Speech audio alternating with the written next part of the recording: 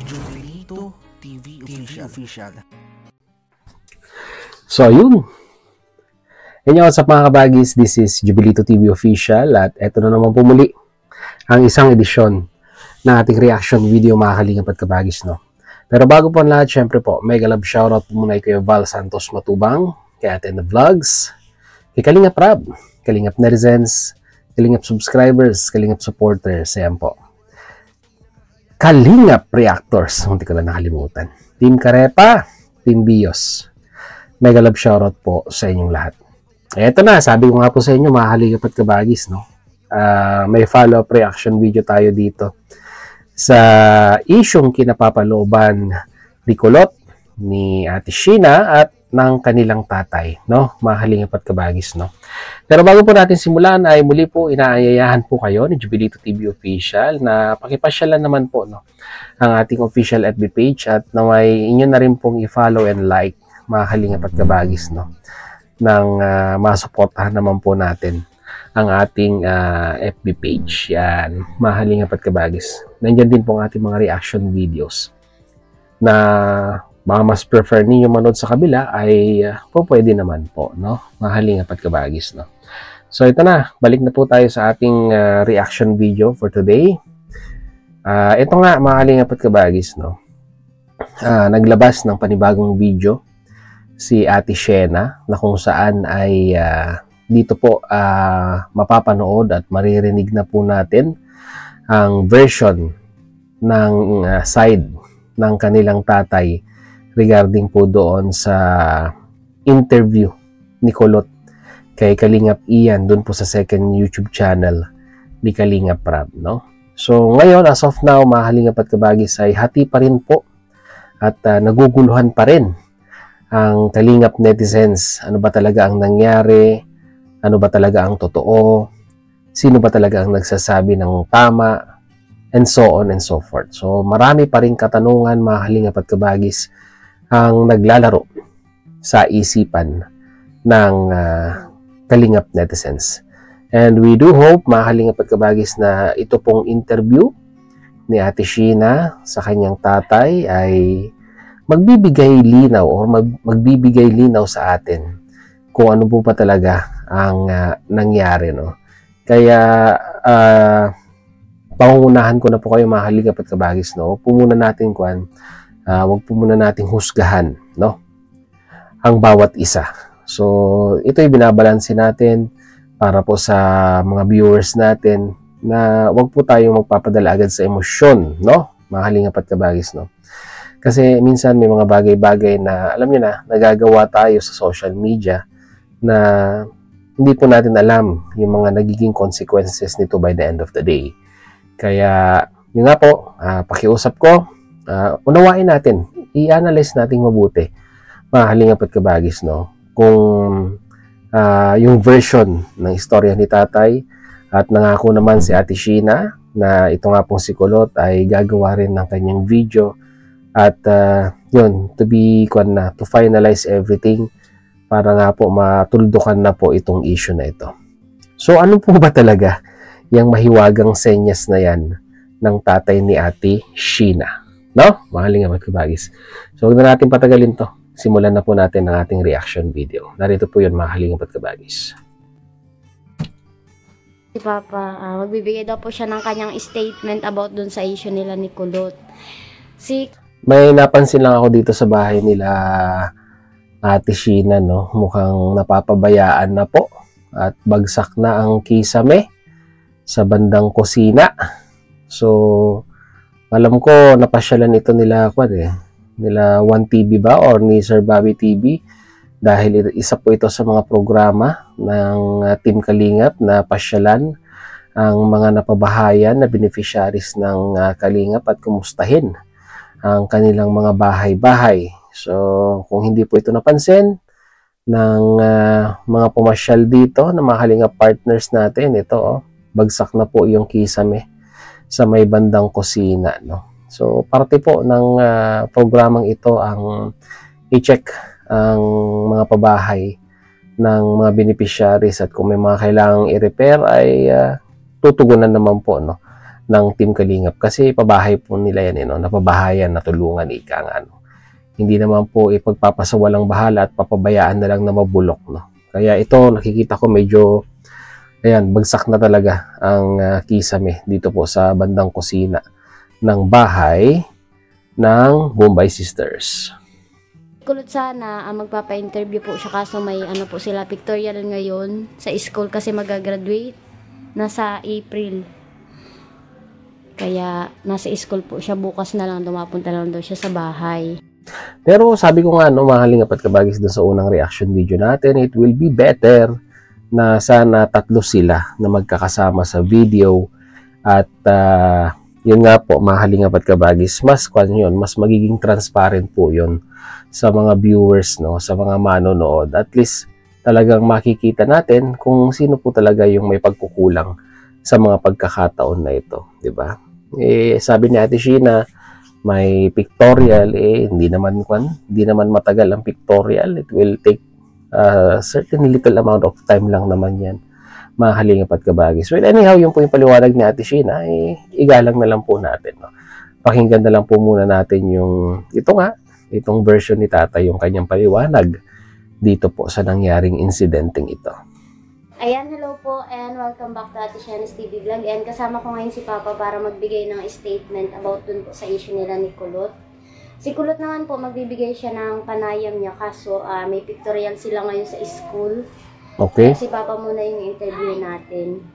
Si Kulot naman, sabi niya punta na lang daw siya sa bahay para mag-video para malinawan daw po ang lahat. Kasi nag-video na ako, parang ang kinalabasan, kinakampihan ko daw si Papa. Yes. Kaya sabi ni Kulot, ate ako na lang ang ma-video. Sabi ko, sige bahala ka, ikaw na pasa mo na lang sa akin.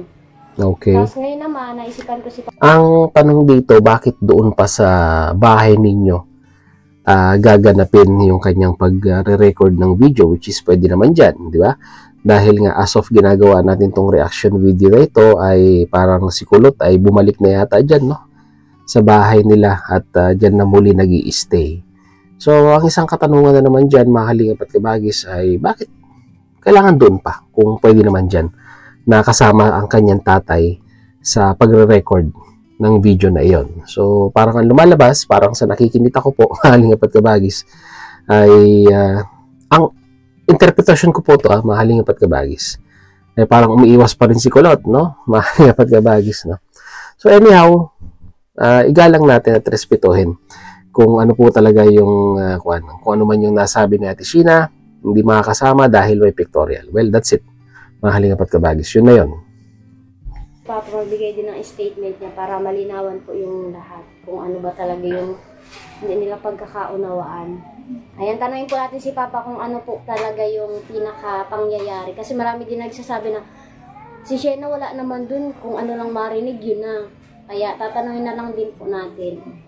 Saan baga? Actually, mga Kalingap at Kabagis, nakausap na ni Ate Sheena, prior nang ginawa niya itong video na ito ay off-cam, nakausap niya naman na ang kanyang tatay, regarding sa incidenting ito.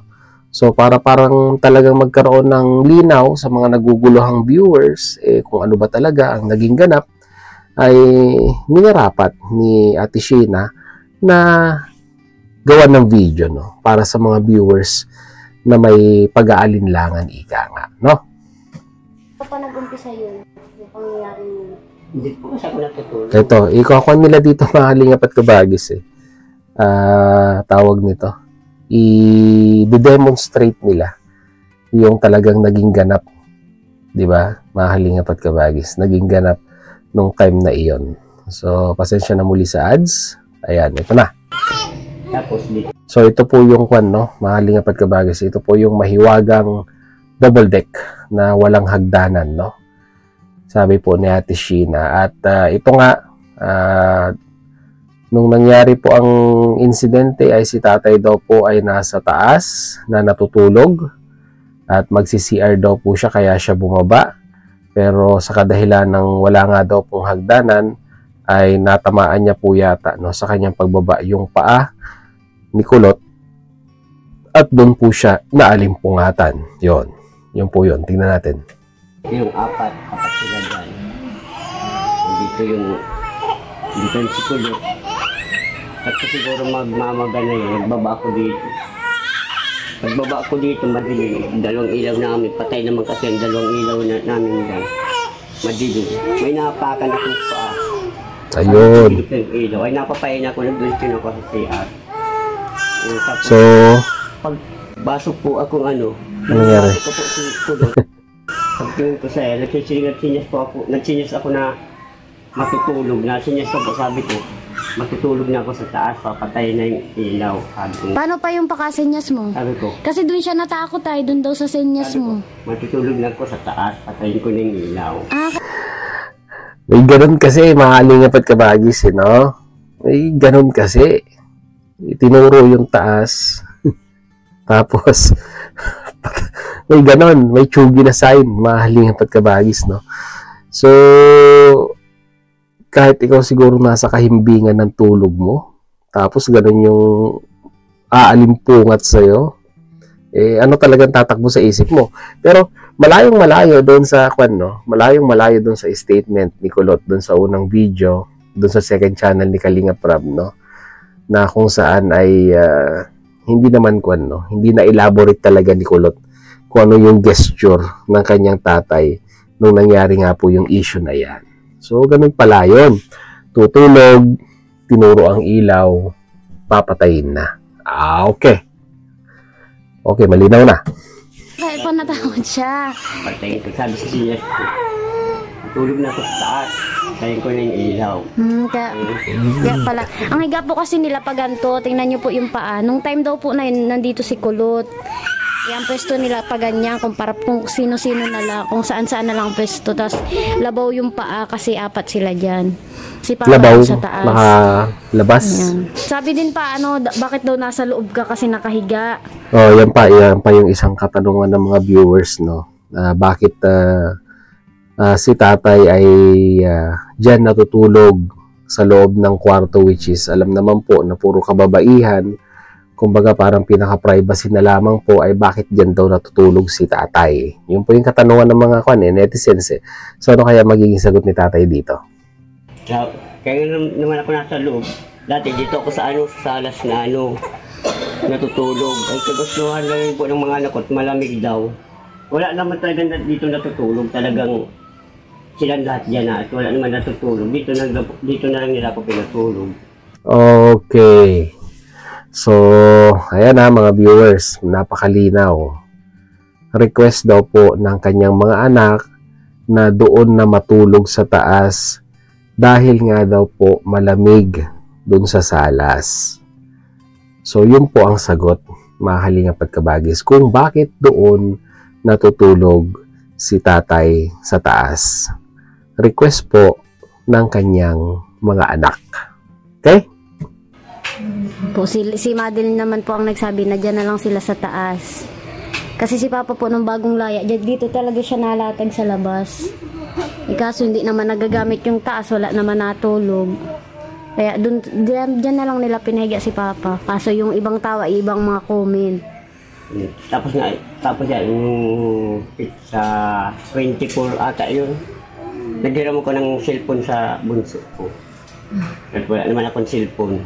Nagbuklat ako ng na minsan nanonood ako ng pelikula. Buksan nakita kong ayun kay yung video ni Kulot. Yung video ni Kulot na yung pamagat pa lang, naging na ako, nasak na ako yung pamagat pa lang ng Tapos pinanood ko nga, pinanood kong ulit-ulit, siguro nakatatlong ulit siguro kung paano. Tuhulog na yung luha ko, sabi ko hindi naman ganun Iba kasi yung pakakaintindi ng tao ay, tapos iba din, bakit daw naiyak si Kulot? Yun po, malalaman nyo na lang po yun sa interview ni Kulot kung bakit. Tapos nakita ko nga nung in-interview si Kulot, may tanong siyang napayak ko doon sa tanong sa kanyang, nagalaw pagka ba ni Papa mo? Inintay ko yung sagot niya, siyempre ayos ko na sagot, hindi siya sumagot. Napanood po pala ni Papa yung video na pag-interview kay Kulot, tapos yung gabing yun na na si Papa na shock about dun sa balita, sa pangyayaring yun. Sabi po ni Kulot, magbibigay po siya ng linaw para matauhan daw po yung lahat. Kasi kumbaga malabo din nga yung ano niya, pakasabi niya doon. Wala naman siyang sinabi po doon na masama kasi yung pagkakaunawa ng tao ay iba. Kasi nga namin pa, nahihiya ka. Nung una nahihiya kang magpa-video. Bago natin ituloy, hindi naman magta-title si Kalingap Rab ng ganong klase ng title kung walang solid na basihan or wala siyang solid na statement na napakinggan dun po sa video na yon, no? Mahalingap at kabagis, no? So, ibig sabihin lang, mahalingap at kabagis, para sa akin po, ay may naikwento si Kulot. Maybe off-cam, we don't know, mahalingap at kabagis, no? Pero, kaya po nalikha yung ganong thumbnail at ganong title sa video na yon ay may reference yung si Kalingap Rab, no? Mahalingap at kabagis, no? Kasi parang ang lumalabas ay mali ang title at mali ang thumbnail ni Kalingap Rab dito sa video upload niya na interview nga po ni Kalingap Ian kay Kulot, no? Mahalingap at kabagis, no? So, tignan natin, abangan natin kung ano yung magiging kwan dito uli. Second version ni Kulot sa insidenteng ito, na kung saan ay lalo pong para sa akin po ay magpapa-confuse na naman sa mga viewers kung ano ba talaga ang nangyari. Ayaw po ni Papang magpa-video nung una, tapos napanood daw niya yung ano ko, paglilinaw ko, kaso ang kinalabasan parang ako pa yung masama. Kinakampihan ko pa daw si Papa. Kaya sabi ni Papa, gusto niyang magbigay ng statement. Sabi nga sa akin yun ni Sina, mag-video para may paliwanag. Siyempre sabi, isip-isip ko, masabi ko wag na. Tapos sabi ko, kaunti mo na lang lalagi ko sa mundo. Kaunting ano na lang, paalis mo na din ako. Pero nung nakita kong, minsan ako nang silba, nakita ko si Sina, parang hirap sa magpaliwanag. Saka sabi ko, siyang si Sina ay mag-ama kami. Siyempre, isipin ng 90% kayo, isipin ng makakapanood. Sa akin kakampi at magulang. Laging aayusin ko. Sabi ko nga dun sa video, wala akong kinakampihan, nasa gitna lang ako. Tapos sabi nila ay gusto daw nilang marinig ang panig ni Kulot. Si Kulot man, siya na mismo nagsabi sa akin na mabigay siya ng statement niya, kaso ay busy ngayon at pictorial nga nila sa gaganaping graduation at mag-graduate na din baga si Kulot. Yung una akala ko okay na. Minsan may o sa labas, pag nalabas, parang may natingin sa akong kakaiba. Pero hindi ko pa naman alam. Wala ka pang, hindi mo pa papanood yung video. Pero may natingin sa akin ng na tawang warang na nang mapanood, ay kaya pala ka, ako siguro na una na nila kung mapanood pala yun. Yung po kasing time na yun, kinaumagahan, yung nangyari po yun, kinaumagahan, nag-usap-usap man na din po kami. Ay, kinagabihan pa yun mo. Gabi. Nagpalipas pa ulit at natulog pa kayo ng isang araw pa nagpalipas. Tapos kinaumagahan, nag-usap-usap pa na nagsabi nga po si Kulot na gusto niya na daw umuwi. Tapos yung pag-uwi nga namin, sakto andito si Papa sa loob, nag-aalmusal nun. Yun, nagkausap yung dalawa, pinaliwanag ni Papa. Yung time kasi yun, nung gabi, ay yung unang nagkausap tayo lang baga yung tinatanong kita kung ano bagang nangyari. At bakit takot sa'yo si Kulot. Yung pala yung sa senyas. Tapos pag-uwi ko dun sa pag-uwi namin, pinaliwanag ko man kay Kulot. Ang ibig palang sabihin ni Papa yung senyas, yung kung pwede siyang maano sa taas. Tapos nagkukwento ako nung nag-iiyak siya sa bahay, nagmumuris siya, nag-iiyak siya, nagkukwento. Tapos yun daw pala yun, kala niya kung ano. Tapos sabi niya, ate mauwi na ako. Kaya kinaumagahan, kasama ko na siya pag dito. Siya man Okay, so yun pala yun, mahalingap at kabagis, no? Yun po yung version ngayon ni Tatay doon po sa nangyaring insidente, no? Napaka-unfortunate lang kasi, mahalingap at kabagis, dahil unang-una sa lahat ay meron na pong statement na binitawan na negatibo patungkol sa kanyang tatay, itong si Kulot, doon nga po sa second channel ni Kalingap Rab. At kung i-analyze din po natin dito, mga Kalingap at kabagis, ay parang nagkulang ng ibinigay na impormasyon or may sabihin na nating hindi dinitalyeng buo ni Kulot yung talagang nangyari, no? Kasi dito makikita po natin na talagang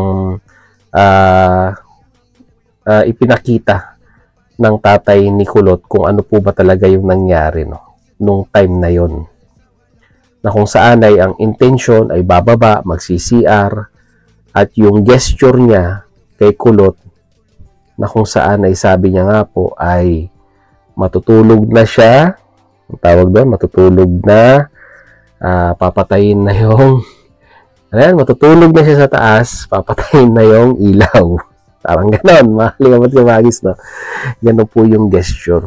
Na which is, na-misinterpret nga po ni Kulot at that very moment nung siya po ay naalimpungatan.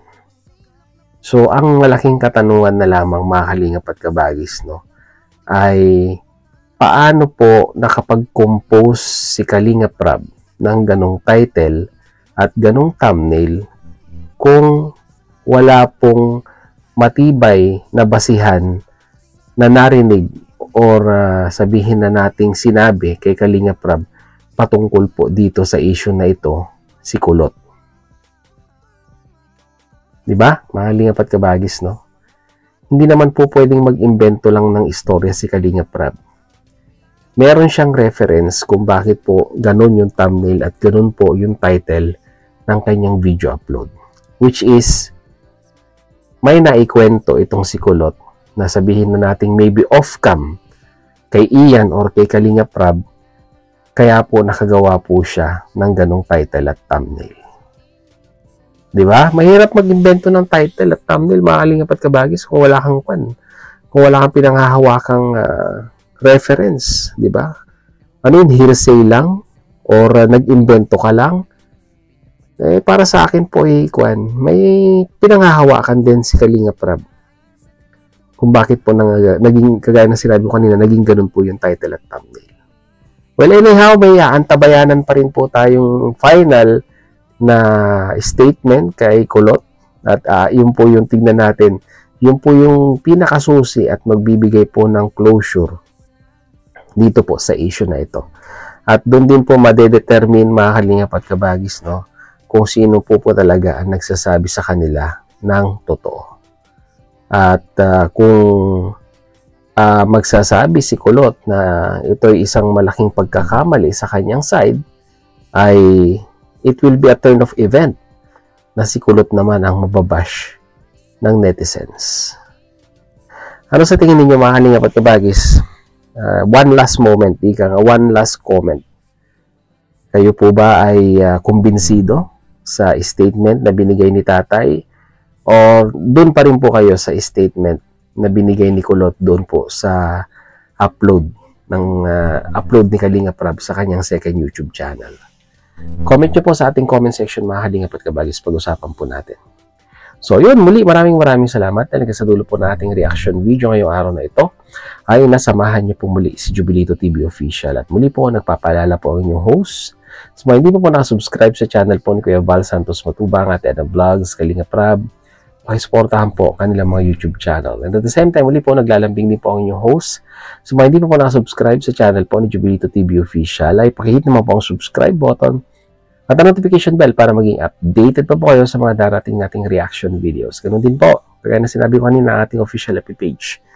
Paki-follow and like. So hanggang dito lang, mga kalingap at kabagis. Once again, this is Jubilito TV Official. Proud member po, no, ng Team Koos at ng Team Bios. As I always say, mga kalingap at kabagis. Peace, God first. God bless po.